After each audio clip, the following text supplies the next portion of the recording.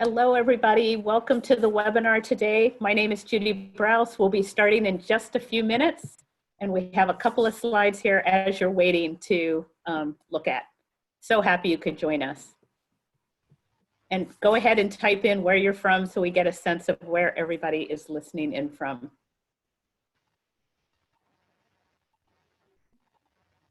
And I'm sorry to say we don't have any llamas today or goats.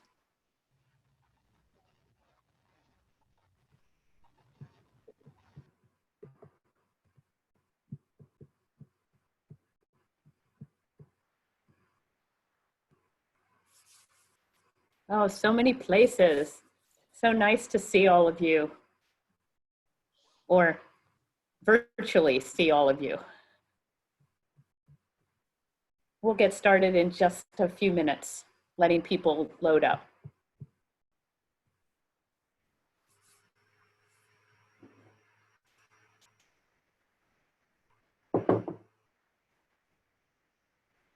See, almost all states, it's amazing. And other parts of the world, we have Chile,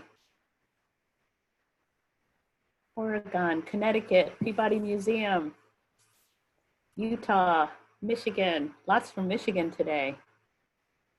Cleveland's in the house. Puerto Rico, welcome.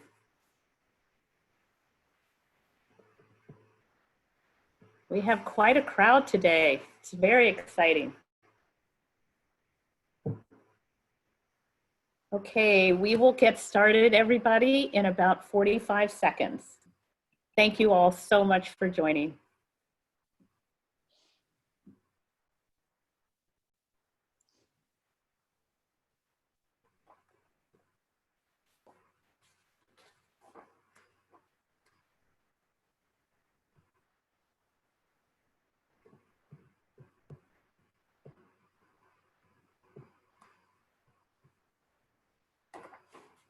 So hello, everybody, and good afternoon from Vienna, Virginia.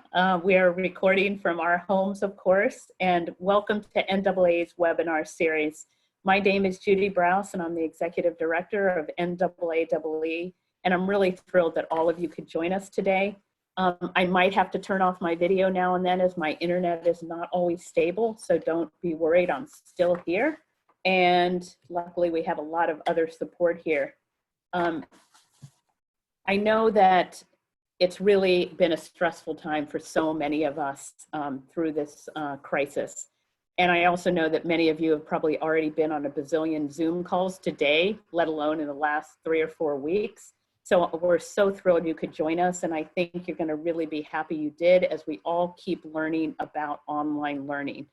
And we have 2 great presenters today, Emily Harris and Anna Kassinger. And they'll be talking about how do we move from place-based learning to online and still keep up the quality. And I'll introduce them more fully in just a minute. So as we all know, the world has changed and we're all trying to cope with this new reality. And I know it's affecting absolutely everything, including how we learn and how we interact together. And we've also been seeing that this kind of sheltering at home has slowed the world down, and also we've seen the environment rebound in a number of places, so that air pollution is getting better in some of the cities that have the most serious air pollution problems, whether it's New Delhi or in parts of China and other places. And we're seeing nature make its way back in places. We're seeing water clear up. We're seeing CO2 levels drop. So we're learning a lot, we hope, from what the future could be. And then we're also seeing huge increases in digital learning opportunities and people trying to figure out how do we take the learning we've always done and change it to online learning. And so a number of you have sent in questions, thank you all, about what is good online learning? How do we ensure that what we're doing is actually promoting good education? Can we combine online learning and hands-on learning? How do we ensure that all learners have access? And so we are going to try and answer as much as we can on this webinar, but I also wanted you to know there really is a lot of discussion going on right now about the inequities in society at all levels, but also including access to broadband internet and other opportunities to actually participate in online learning And next month, Angela Park, the Executive Director of Mission Critical, is going to be doing a webinar with us talking about some of the digital divide issues and other ways to think about equity and inclusion and justice during this crisis and beyond. So stay tuned for that. So today we're going to focus on some tips and tricks on how you can think about your own virtual learning opportunities, how we can all make the most of online learning. And this will probably be the first of many takes we present on this issue because it's so all-encompassing. But I know that many of you who used to do your education outside, or you had collections in zoos and aquariums, or you are at museums, you no longer have some of that. So how do we do this online? So these webinars that we've been doing usually once a month last year, we've switched to almost every week to try and bring new learning to everybody and new thinking. And we're also hoping to just bring ideas about environmental education and bring new insights and learning and joy to our work. I also want to thank all our affiliate co-hosts who are working with us on this webinar series and who work with us so closely on so many ways to strengthen environmental education across North America and beyond. And I hope you will take a minute to find out more about your affiliate at the state and the regional and the provincial level to get involved in environmental education in your neck of the woods. I know probably all of you could do a complete webinar on Zoom, but for those of you who use a different platform, just know that everybody is on mute and you can send and talk to us through the chat, either sending a note to just us panelists, or you can send it to everyone, including us, and that's the drop-down menu there. Please feel free to type in your questions throughout the whole presentation and any resources you know about that would be really helpful, you think, to everybody else online. We'll be recording this. You'll get a copy of that, the PDF of the slides, and comments in the chat. So you don't need to write down a ton. You'll get all of this. So you can just listen. And thanks again to Ann Umali, who is just such a wonderful colleague. She's the Director of Professional Development for NAAE and the head of EE360. And if you have any issues along the way, please email her or myself and we'll try and help you. And now I'd like to take a minute and introduce our two speakers very briefly and then turn this over to them so they can get into the meat. We have Anna Kassinger, as I mentioned, and Emily Harris. And I'm going to start by introducing Anna. And I have some information up here, but I'm going to read a little bit just to give you background on Anna. She's a content strategist and information architect at Echo&Co, a creative company that guides nonprofits and civic organizations through digital and design transformation. And before joining Echo, she was the director of curriculum for museum education at the museum in Washington, D.C., which was one of my favorite museums of all in the city of D.C. She led the development of face-to-face and virtual classes for students, professional development workshops for educators, and she worked with its award-winning platform, museumed.org, and their content was recognized by many, many well-known organizations like the National Council for the Social Studies, the American Association of School Librarians, and the Association for Education in Journalism and Mass Communications. And you can see more about her online. And then Emily works for BCSC, which is a nonprofit organization focused on transforming science teaching and learning through research-driven innovation. She works on research and instructional materials to support three-dimensional learning and place-based education and how to participate in community and citizen science. And through her work in research and practice, she really aims to help young people and educators participate in authentic STEM practices and use science and environmental learning experiences to take action, both in their lives and in their communities. So welcome Anna and Emily, and I am going to turn it over to both of you, and we are so happy that you could be with us today. So take it away. Well, Judy, thank you so much for that warm introduction, to Anne for making this run so smoothly, and of course to everybody here. We're overwhelmed and honored that you're spending part of your precious day with us. We are here and excited to talk with you for about 40 minutes, pulling from our backgrounds on place-based and digital education. We're going to set up this talk in two parts. The first we'll fly through, but to make sure and equalize the room that we all are using the same vocabulary, we'll cover what place-based learning is and what excellence in place-based learning looks like, and how we design for it. And then we'll move into the real meat of the issue that we're all struggling with today, which is how can we continue learning from home? And how do we design for excellence now? But before we do that, we would like to take a quick temperature test of this giant virtual room. Anne is going to put up a poll, and we'd like to ask, how do you feel about moving your practice online now? You can take 1 second to check in and just find one that best fits you.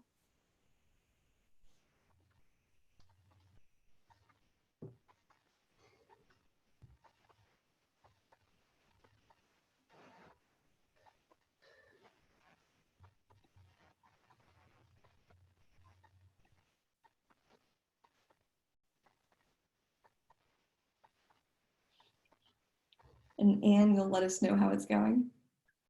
Votes are still coming in, but it's starting to slow down. So I can go ahead and end that and share results with everybody. Well, this is great. This is a great distribution.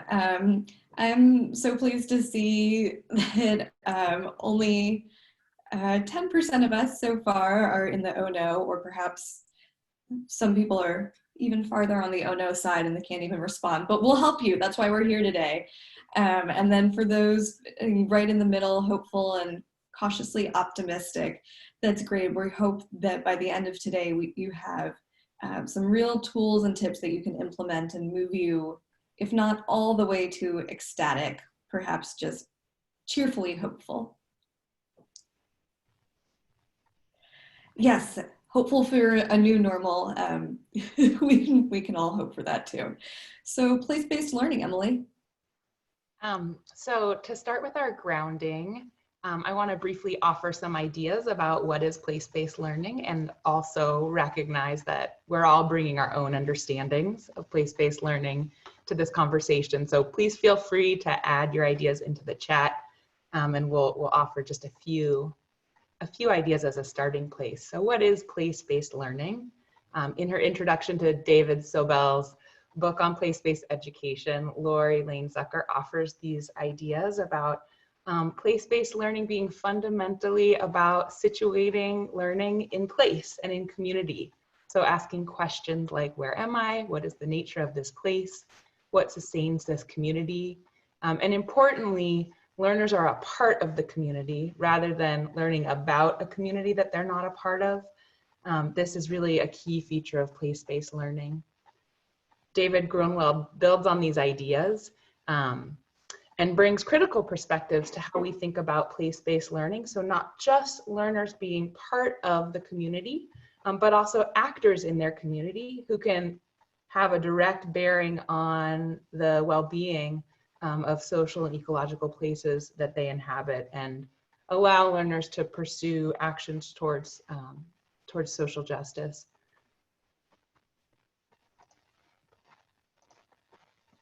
So being quite broad, place-based learning may have a lot of different learning goals or outcomes. We may be learning in museums, in our neighborhoods, in schoolyards, and we may be working with people who are ages preschool through adult learners. And so our learning outcomes may be quite broad.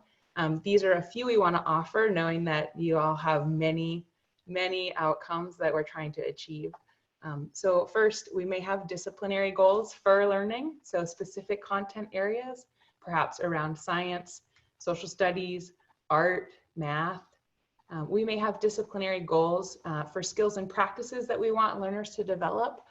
For example, communication skills or inquiry skills in a specific discipline. We may have outcomes for learner engagement. So having learners develop interest in their communities and in different disciplines. Outcomes for learner identity, to gain a better understanding of themselves and how they are and who they are in relation to their places and communities, connection to place or sense of place outcomes. And then finally, we may have outcomes around community impact, that learners will learn about the social, historical, political, ecological aspects of the places that they live in. And that at the end of the day, learners will want to take action around civic issues or environmental stewardship goals, and that they'll feel a sense of agency to take action in their lives and community. So how do we get there? We want to offer a few design principles that we may use in the context of place-based learning. Again, recognizing that there may be many more that you use in your programs. First, place-based learning is often inquiry-based. We take an inquiry approach to learning about and investigating our places. This might be through a specific disciplinary lens like science or social studies. And that place-based learning is inherently interdisciplinary. If we're situating learning in a community or in a place, these places do not have disciplinary boundaries, and so we may need to draw on a number of different disciplines to understand and make sense of where we are. Place-based learning is often centered on learners, focusing on what is relevant to learners, what learners want to learn and want to figure out in their place. And finally, the community is the learning environment. It is the context where we're doing our learning. And that can help us understand the places that we're in, as well as think more broadly towards global challenges or other challenges facing communities that we don't live in. So over here on the left, we have in yellow the tools and strategies, and these are the things that we're used to using to be able to enact these design principles to achieve our learning goals. And this is the place we're going to really focus on for this webinar, because what we need now in this moment is a toolkit of tools and strategies that allow us to support learning at a distance. So, moving online, what are we doing? We are looking at a number of different challenges that we'll go through. There is the obvious one that many of us are suddenly adjusting to, be it small children, dogs, pets, general outdoor noise coming into our previously private workspaces. But it's not a new one. This was is an image from a 2017 broadcast on the BBC. And it's meant to remind us that if nothing else, as we fail, as we try and fail and try again, at least we're not being broadcast internationally on public television. So some perspective. But it also means that what we want to do is think about really carefully what the best approach to learning online and offering online education is for us in the unique context that we are in our own homes or other quarantined or socially distanced places. And there are really three ways to think about it.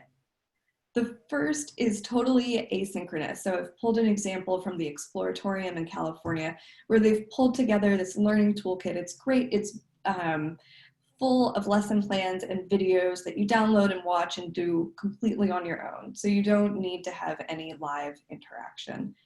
Then on the other end of the spectrum is totally synchronous learning. So this is pulled from the Smithsonian's National Museum of Natural History. And they had one of their staff people do a Reddit Ask Me Anything. And so completely live, and anybody could join and work it together to learn something new.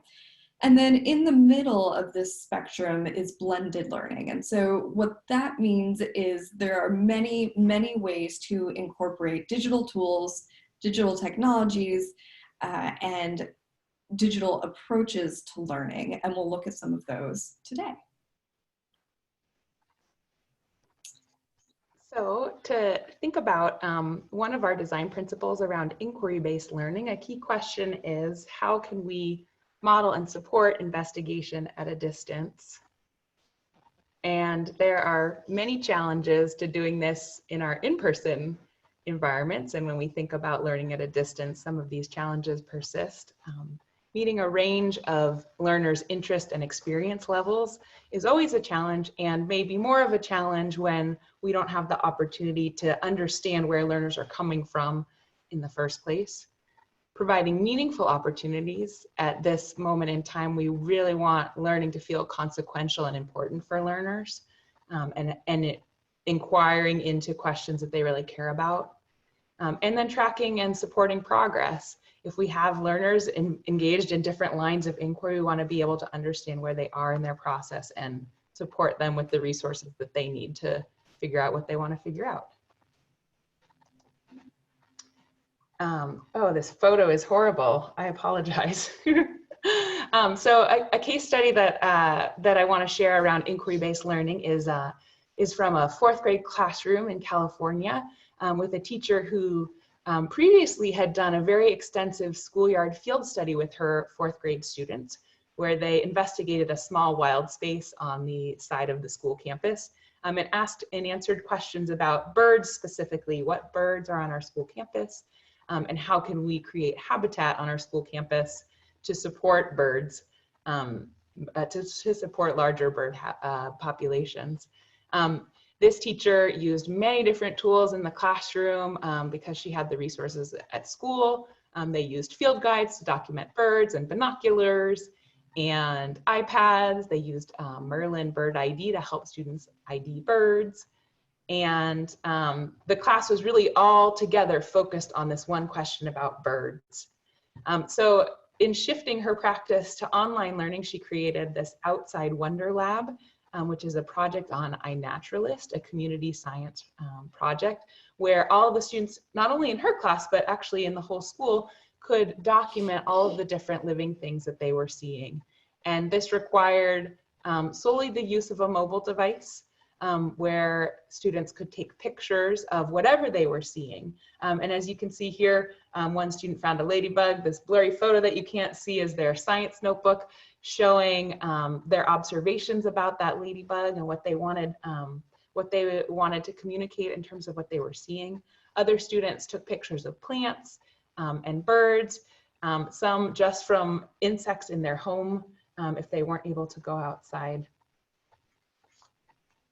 And the teacher, depending on what students were taking pictures of, the teacher was able to support students in pursuing more investigation. So this student was directed to the Lost Ladybug Project, a citizen science project focused on ladybugs. Other students were directed to resources about birds or plants. So in thinking about some strategies and tools for supporting inquiry-based learning at a distance, one real asset that we have is we're not necessarily working with just the social community of our classroom or our program, but we potentially have a broader social community that can be a resource for asking and answering questions. So experts and community members can bring a lot of knowledge, and platforms like iNaturalist and Twitter are great places where we can access a broader range of expertise to help us with our questions, as well as family and friends, just sending a quick text or making a phone call to share what we're learning and ask questions. We also can play a role in supporting further inquiry as resource brokers. So maybe we're not necessarily doing a lot of in-person teaching, but we can direct learners towards resources that will help them in their inquiries. So videos and online content, other citizen science projects, platforms for visualizing data. And I have another example over here on the right. That's an example from our work at BCSC, where we designed some inquiries to support learners in asking and answering a question of a citizen science data set using a visualization tool called FieldScope. And finally, we want to create opportunities for learners to make their thinking visible and document and share their learning. Social media can be a great place that may be integrated into learners' experiences already, where they can take a picture of their science notebook and post it up there, as well as tools like digital notebooks. There are many tools for documenting so that we can share what we're observing, as well as digital wonder boards instead of having a place in our shared learning environment where we might post questions. We can use tools. I've seen teachers using tools like Jamboard and Padlet where learners can post all different kinds of questions that they have that they'd like to pursue. So the next question we want to tackle is what kinds of resources are available and how do you access them, particularly for those of us who are working in the museum world or parks, where you're trying to bring in not just STEM learning, but STEAM learning. And in the process, there are, of course, two obvious challenges, what we're dealing with right now. One is accessing and incorporating these places and objects, and the other is designing for a range of disciplinary goals, which is much harder when you are siloed in your quarantined place. So one example we have is from my past work actually at Museum, where we created an activity called History Through Handles. And the idea was that teachers, as you can see here, were learning how to incorporate social media and teach it with their students through walking around part of the Berlin Wall. And they would stop and look at exhibit text for different events, and then they had roles that they were assigned, either from East Berlin or West Berlin, and they had to respond on Twitter from that persona. And it was a real lesson in understanding how the free press or not reflects the histories and stories that we tell each other. Now, this, of course, can't be done when we are not all allowed to congregate in the same place. And simile. But there are a number of ways that you can adapt this activity and similar ones for a socially distanced learning opportunity. The first thing you should do is, of course, review the Twitter protocol for students of any ages, the young ones, the medium ones, our lifelong learners, so that everybody knows how to communicate and we're on the same page. You assign roles and set hashtags so that you start with it and everybody's finding the information and following the conversation in the same place. And then when you're thinking about how is it that we are all going to look at and communicate about the same thing, you provide the shared visual. So you could take your own photographs and put them together, make your own 3D visualizations or timeline. And then, of course, there's the question of how do you adapt it for populations with whom it's not appropriate to try social media. One way to do that is through Google Docs, where you have real-time collaboration and everybody is just taking turns writing and you see their comments come in live in the moment. And then, of course, we're thinking, so we think a bit about equity and access and also about our youngest learners. How do we do this type of activity without technology and still have it be meaningful? My favorite way to do this is actually to use sticky notes. And if you don't have sticky notes on hand, just scraps of paper and great big fat markers where you share the visuals, somebody responds to it on their sticky note, takes a photo, and then you set off what I've seen of these email recipe chains going around. So you take a photo and you pass it to the next person and they see your comment and they respond on the sticky note instead of on Twitter. So it's more accessible, more private that way for COPPA considerations. I did mention this earlier and I do want to bring up now, of course, this is so much on all of our minds, making sure that everyone who wants to and can be a learner has the opportunity to do so. And even though the majority of students and adults in the US have access to high-speed internet now, that access is not evenly distributed.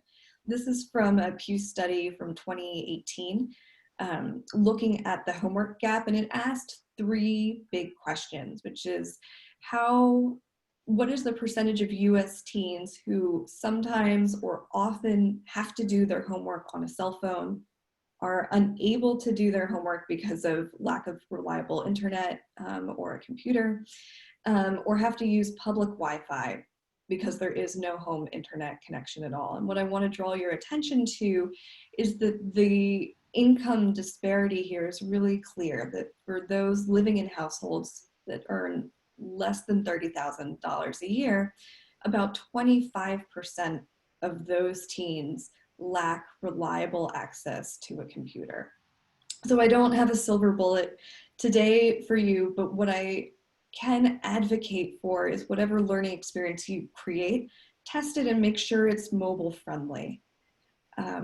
That is going to take away some of the barriers to being able to access content online. And then the other is to play and figure out what are those low-tech materials that we can use our phones for, and just the camera app to keep the learning going. So some strategies and tools I like and I keep in my back pocket for when you're looking at existing collections. If you are a parent or a teacher and you want to simulate this kind of place-based learning, museums, historic houses, libraries, newspapers all have wonderful archives. They're free. Google Arts and Culture, if you haven't used it, has two great tools. There's Street View and then there's 3D visualizations, where you can actually look at wonderful in-depth renderings and navigate them as though you were driving through or around Stonehenge, for example. So you have that sense of being there, and you can do some really close looking exercises. DIY digitization. Instagram is great for this. You can use your filters, you can make your collages, and for those working with the teen population, you might even look slightly less uncool than you do right now. And Google Slides, just making a nice slideshow, looking at objects from different angles and putting it so your audiences can scroll through. And then collaboration, subject area experts. All of us are, including your audience, trying to navigate this brave new world of social distancing. All of us are spending perhaps way more time online than we ever thought we would, and reaching out. So it's the perfect time, if you are already on Twitter, for example, to reach out to experts or just the education staffs at other institutions and say, hey, can we partner on this to bring in those cross-disciplinary lenses? And reaching out straight to your audience and not being afraid to ask for feedback. Is this working for you? What else would you like to learn, so that you can tailor your approach and learn in real time? So Emily and I have just spoken at you for about 20 minutes. We want to pause for a minute and ask two questions. So first is, what tools, strategies, and approaches resonate with you so far, and why? We're trying to seed this so that you walk away feeling like you can apply something tomorrow. And what open questions do you have? And we'll take just a few minutes to share through those, look for some questions, and respond.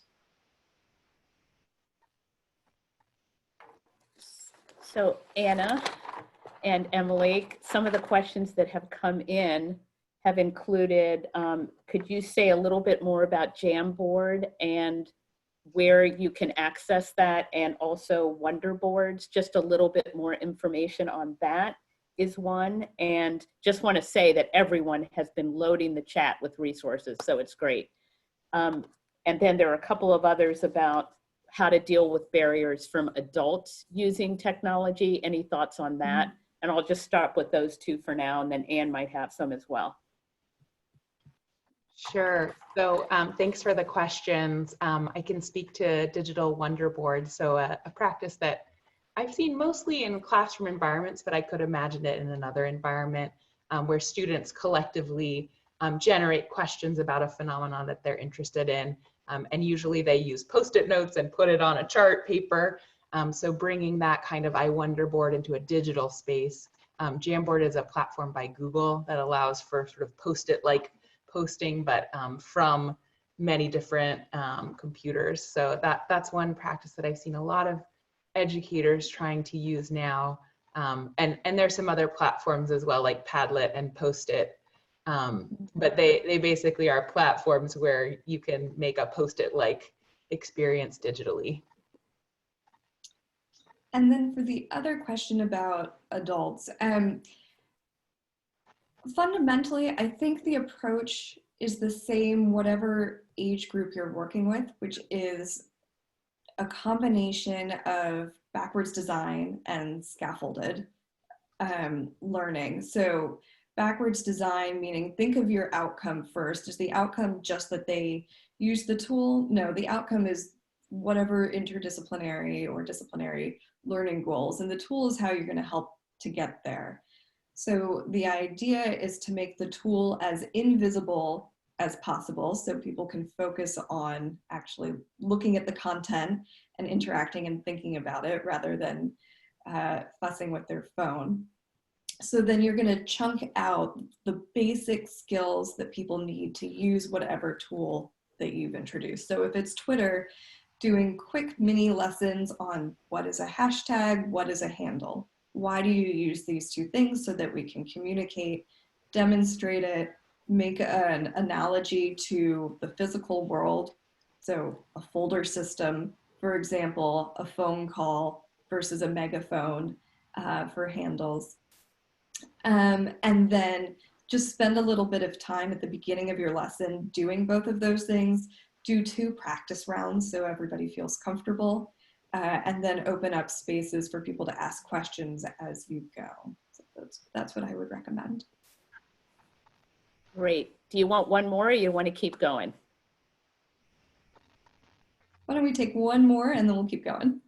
So somebody asked a big question, is doing digital learning and online learning going to take away from the work that we actually do face-to-face in nature? Do you worry about a future that switches more to digital than what we are used to doing in terms of place-based, or do you see it going forward in a good way?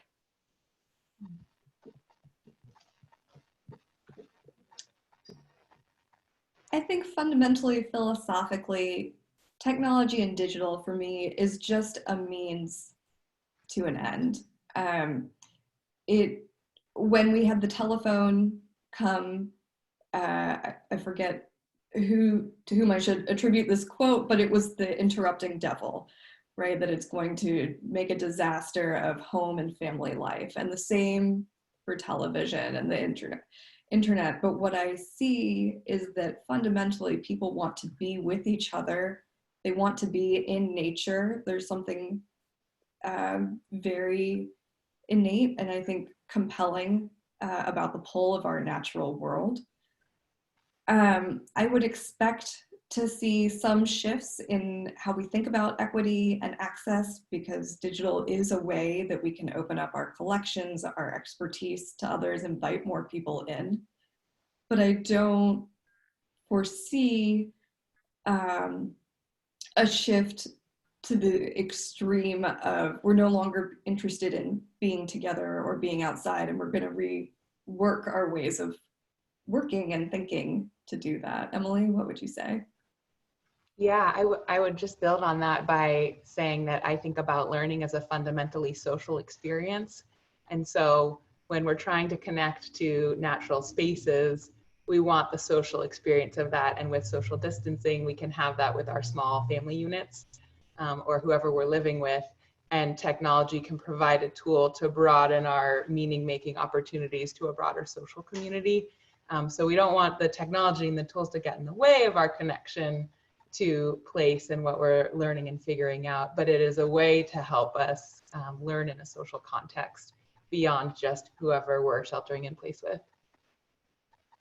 Thank you both, and I would encourage you to keep going, but just want to let everybody know they will get all the resources in the chat. We will pull them together. Really wonderful resources are being posted online, so thank you all. Keep going, you guys. Okay, well, I guess that was a wonderful segue. Thank you for setting it up, of community connection. When you can't go out, how can you bring the community to you? And I guess embedded in that assumption is that you do want to go to the community, and we will return. I won't belabor the challenges here, but instead go straight into another case study. So this one comes from the Smithsonian Digital Volunteers has this wonderful challenge that is open to everyone, and it asks you to learn how to become a transcriber. And then museums within the Smithsonian institution can put up collections this is an example from the Smithsonian Gardens, where they have these notebooks of observations from botanists and others throughout the centuries, and they've asked people to help them transcribe it to make it a resource, digital, searchable for everybody. And what I particularly love about the way they've set this up is that there's this notes section where one person can be working and get stuck and leave a question for somebody else, and the next transcriber can come in and work on it.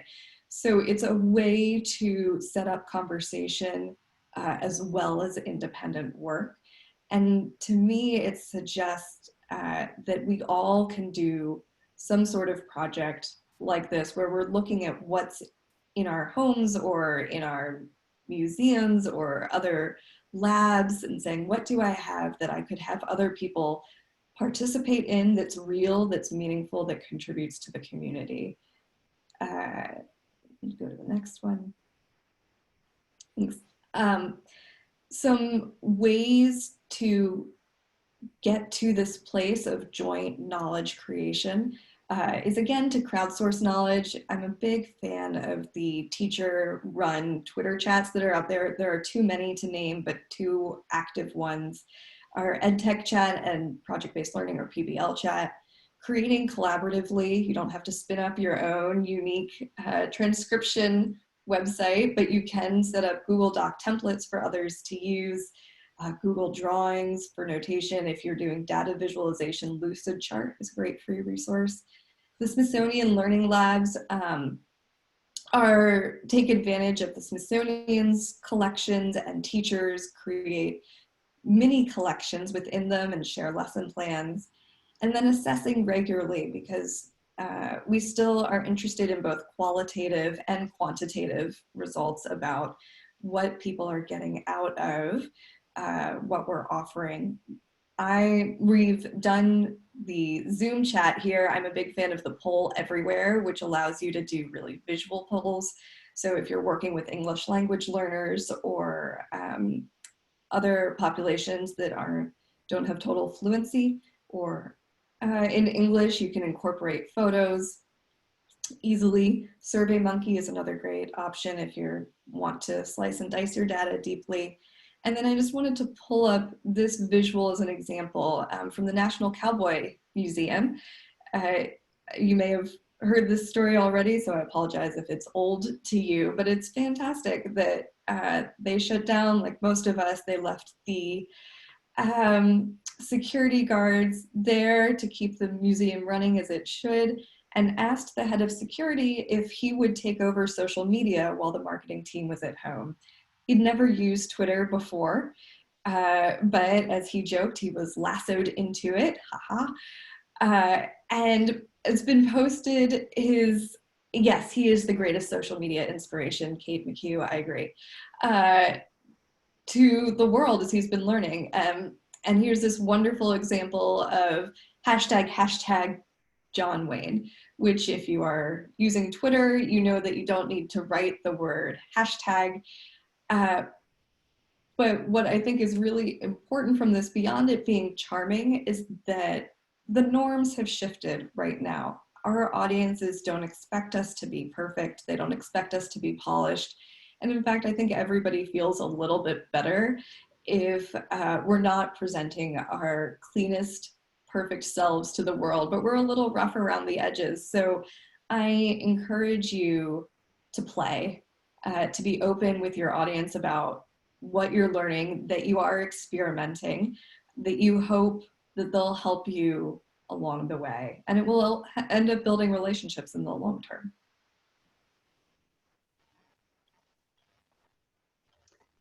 So the next principle we want to talk about is focusing our learning and design on the learners and bringing our audiences into the design process, knowing that we want our learning experiences to be really relevant and personally meaningful to learners. A challenge for this, particularly in the current environment, is around understanding participant needs, particularly because they're changing so rapidly week by week. And then also thinking about how can we design for co-creation. So we may have learning goals that we want for our participants, and what are the learning goals that learners are bringing to the experience, and how can we intentionally design to create space for learners to meet their goals for learning as well. So the case study I want to share here is a new resource from a team at Northwestern University and University of Washington, a project called Learning in Places. And they've designed a learning sequence where it's designed for young learners, K through 3, I believe, to be done in school, but it has a really strong component of family learning outside the home in addition to learning in the school context. And I want to focus on the family learning outside of school, where they're encouraging families to take neighborhood walks to learn about the places that they're in and learn about their family stories and histories of those places. And so here are a few of the kinds of prompts for these learning walks. The resources that they've created are basically a two-page, one-page, two-sided document for families to facilitate with young learners, with question prompts and prompts for how to guide instruction, but really, really simple activities that allow for family discussion and discourse around their own stories in relation to place. And then also call outs for how to connect with other families. So this kind of place-based learning is, can be done at a distance, but doesn't require technology. So we can go out and walk in our community and learn, and then connect with other families and text pictures of what we've seen and ask questions to other families to both share our learning, but also potentially to get other families interested in doing the same kinds of activities. So some strategies and tools for thinking about centering our design on learners. First, thinking about supporting facilitation. So we may be doing programs directly ourselves, or we may be supporting teachers or parents or family members to be the ones facilitating learning or supporting learners in their journeys. And some ways that we can support facilitation, we can give lots of educative resources to help. So for example, giving question prompts that you might ask, short descriptions of activities, modeling what it looks like in practice with videos or audio, showing examples of the kinds of work that learners might produce. And we can share these kinds of supports in a number of different formats. Platforms like Dropbox, Google Drive, and SoundCloud allow you to decide who can access the resources if that's important to you. Or if you want to make the facilitation supports public, you can use your website, YouTube, Facebook Live, platforms that allow for anyone to access the resources. An example I have up here on the left are some resources from the City Nature Challenge, which is a challenge hosted by the Cal Academy of Sciences and the LA Natural History Museum, where they historically have challenged cities to document as much biodiversity using iNaturalist as possible. And they've done a little bit of reorienting to focus on safety in the outdoors right now, and they've changed it from a challenge to an invitation to connect with your place. So we're not trying to get the most observations in our city, rather we're trying to explore what we can as it's safe to do so. And they also have a pretty extensive set of resources divided by age group to think about if you have young learners participating, what are the kinds of facilitation supports you might need for that, and considerations about privacy for children under 13. Versus if you're working with college-age students or the general public, what are the kinds of facilitation resources that will be useful for you there? Another key strategy is soliciting feedback regularly to understand what's working for our learners, where are the challenges, where do we need more support, and we can do that through things like Google Forms and SurveyMonkey, or having a specific institutional email address that you can monitor to get feedback, so that you can use that feedback to inform our rapid iterating and testing of new online learning experiences. And finally, encouraging adaptation, designing knowing that what we design may or may not fully meet the needs of our learners, but if we have it in a way that's easily adaptable and encourage people to make adaptation, they can make it work for them. So things like Google Docs are great because you can just download it and make your adaptations. And then also peer-to-peer sharing, what one family might be trying out in their family unit, encouraging families to share that with other families, with their peers.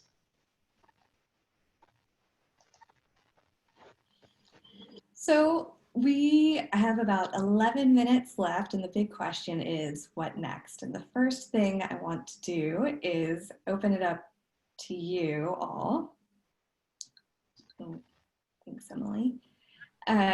We have a second Zoom poll with the exact same question, but we're curious to know, would love to hear how you are feeling now, 50 minutes later, about moving your practice online.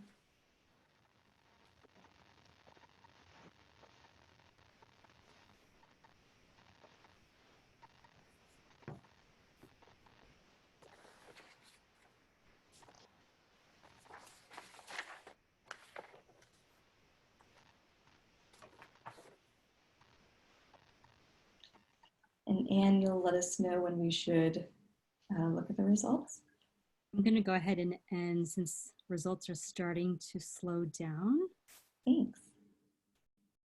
All right, that's good. We went from 9% to 3% for oh no. I'm delighted. I think ecstatic went down too, which is a little distressing, but we'll open that up for some questions. So thank you for checking in. The next thing we'd like to share is actually another moment of reflection for you. Now that we've asked you how you're feeling, if you could expand on that and share any idea seeds with the group. So based on what you've seen today, and we can include the wonderful resources that you all are offering the community, what can you apply?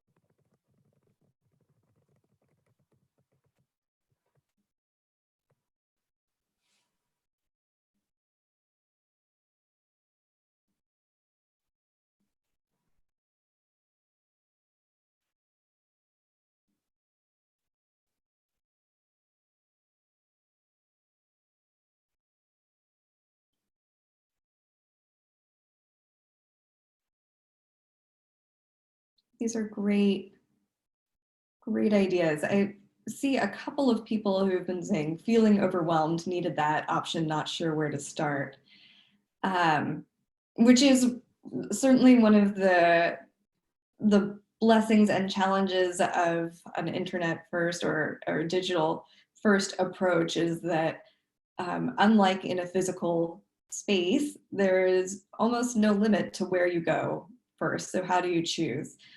And if it were me, I would think about what is my favorite thing to teach or talk about when I'm in my natural environment. Is it ladybugs? Is it some greater, higher order, I should say, thinking skills that I'm trying to communicate?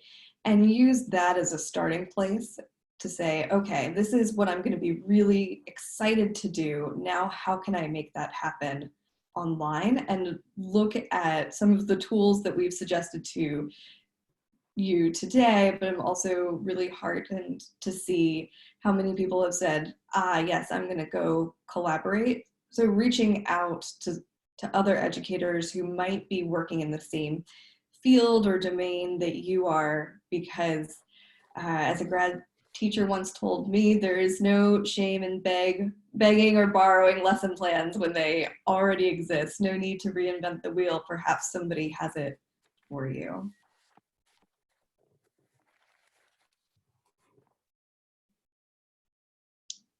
Emily, I turn to you.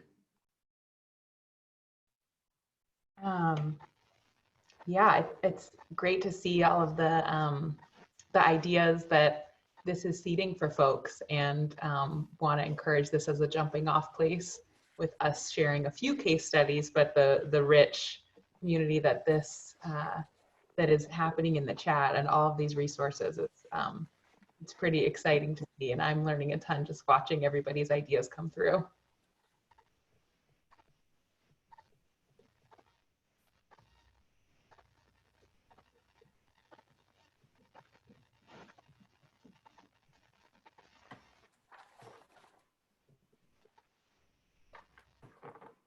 So, Mhm. oh, Anna and Emily, again, it's Judy. I just want to assure everyone that they will get everything in the chat, because that keeps getting repeated, because all these resources, and we will try and put them into the resources we have online already, so that don't worry about you won't see these again, you will. And so many wonderful ideas, from Elaine O'Sullivan talking about Audubon at home going online, things that you've normally getting in print, to people talking about librarians reading their favorite story on the radio. Just great ideas, including a lot of the technology, how to use it, where to use it, what to do. So back to you guys. I think we were just wrapping up to share our contact information. I saw at least a lot of questions fly by in the chat that were really rich and meaty, and I'd love to dig into. So if you want to connect at all and talk about any or many of those, you can certainly reach out to me, and I'm sure Emily feels the same way. Yes, I echo that sentiment, and would love to connect and hear what you're trying, and encourage everybody to try stuff and see how it goes, and make mistakes and iterate, and then share back with the community, because we all have so much to learn. Thank you both so much for this presentation. I have never seen the chat room explode like it has today. And it's just been absolutely fantastic. So thank you all. We are all learning. I love what you say about it doesn't have to be perfect. As you know, we're all goofing up along the way, but we are trying so hard to do new things, think about things differently, and just so many wonderful resources. Thank you all for answering questions in the chat and for listing resources. And Anna and Emily, thanks for being available and following up with some folks if they want to find out more. You both are pros at this, and we're just so lucky that we've had both of you. I'm going to turn it over to Anne, who's going to close us out today, but thank you all so much. Just want to add my own thank you, Emily and Anna. This was wonderful. And thank you to all the amazing participants. You all shared so much information, and you did a really great job sharing all of your own resources for all of us. Wanted to remind you all that you can get every single recorded webinar on our homepage, and you can find out all about the webinars that are coming up. So please do come back often to our website. Judy mentioned that we are compiling resources for the field, and this is an experiment for us too. Many of you have asked for additional resources to help as you move your education programs online, as you parent your kids at home for the first time. And we got so many wonderful ideas in the chat box that we're going to add to this resources page, and you can find this on our homepage. And you may know that Earth Day next week is the 50th anniversary, and NAAEE, we're going to be partnering with the Walton Family Foundation for a really simple social media campaign, Earth Day #2020, or hashtag Earth Day 2020. And we're just trying to get everybody's stories and photos and ideas for how you connect with nature, how do you connect to each other, and what does hope look like to you? So we hope that you join us in this campaign next week and share your stories and photos using this hashtag. And we have heard from many of you that you want more resources as you're at home right now, trying to deal with everything that's going on. And we have so many wonderful upcoming webinars. Join us Monday. We'll be with Andy Robinson, who's going to help us talk about how do we figure out fundraising during this uncertain time. Really fantastic webinar. And we have a number of webinars focused on communication tips, storytelling tips, how do we engage with Latino audiences during this time, how do we use nature writing and poetry to get inspiration, and so much more. So please stay tuned for a lot more coming from NAAE.